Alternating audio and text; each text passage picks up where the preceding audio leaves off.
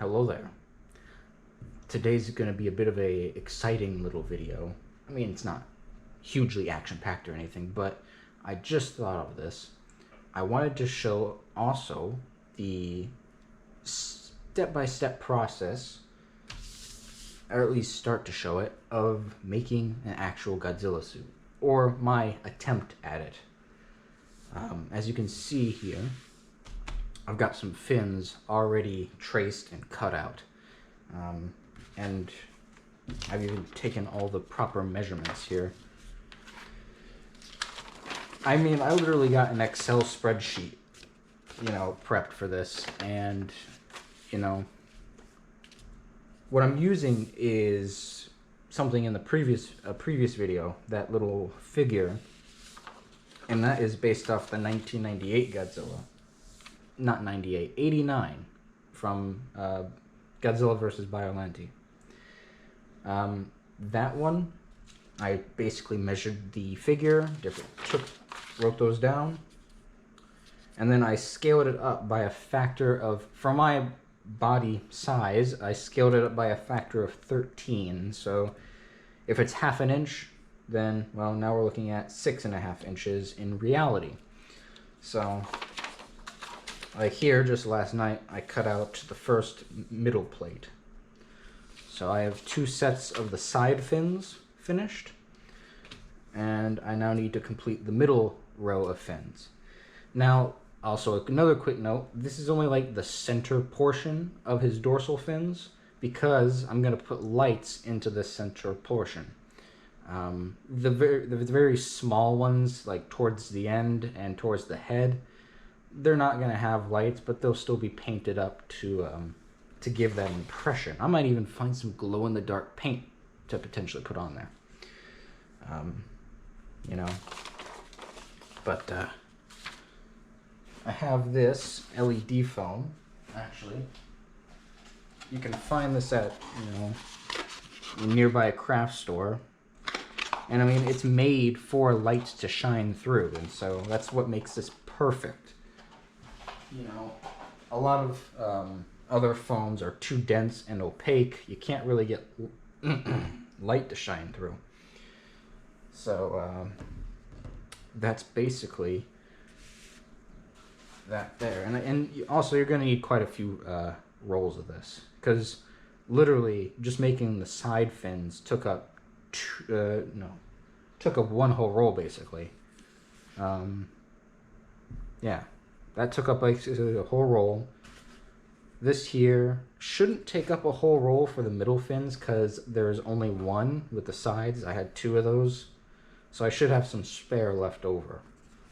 And I'm thinking once that's done, I'm gonna attach them,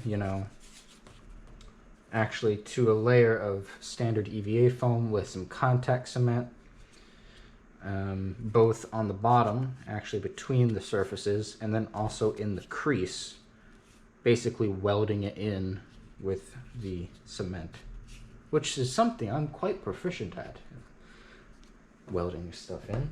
But yeah, that's basically the early ideas. And what makes this so interesting, right, is the way I've thought about putting this together, right? So say we have our fins here. You might be able to tell there's 2 layers.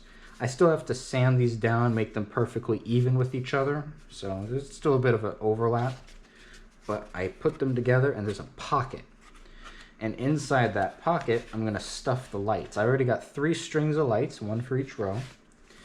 But basically, I'm going to cut holes through the EVA foam, stick it through there, right on top, and up into the fin. And then you'll have your lights. And I think for what I have at my disposal, that is the easiest way I can get this to be achieved.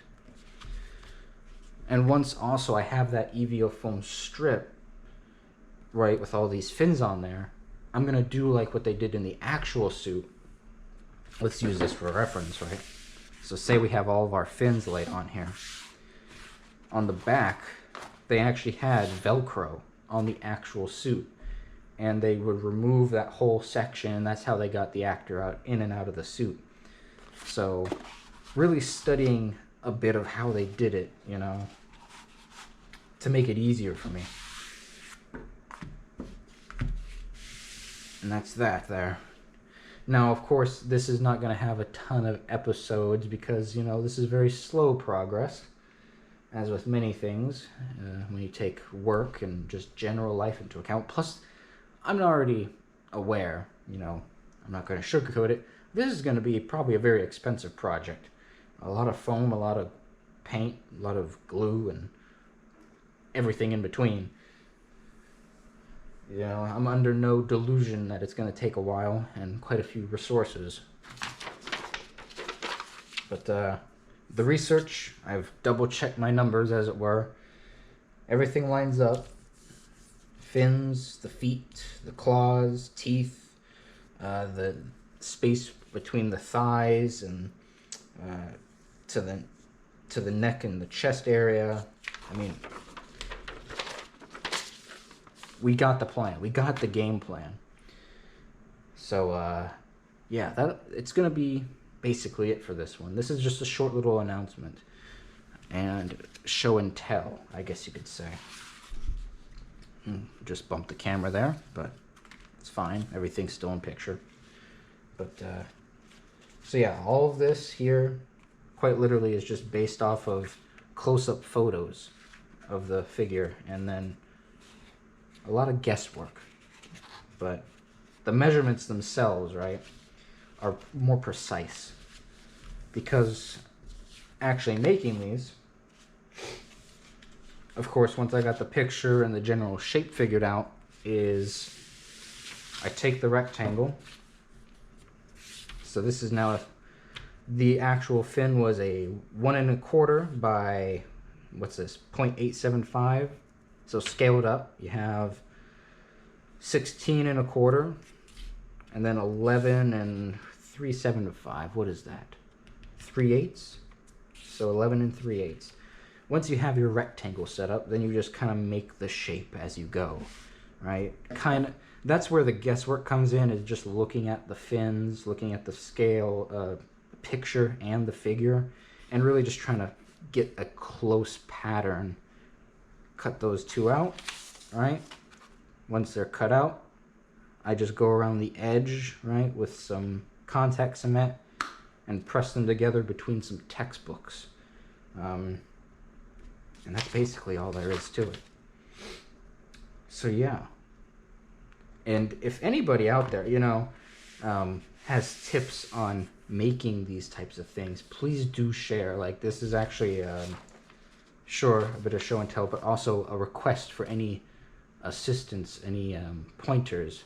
Because believe it or not, at a recent convention, I actually went to I went to a little discussion. You know, they have those discussion boards, and it was a bunch of furries, right?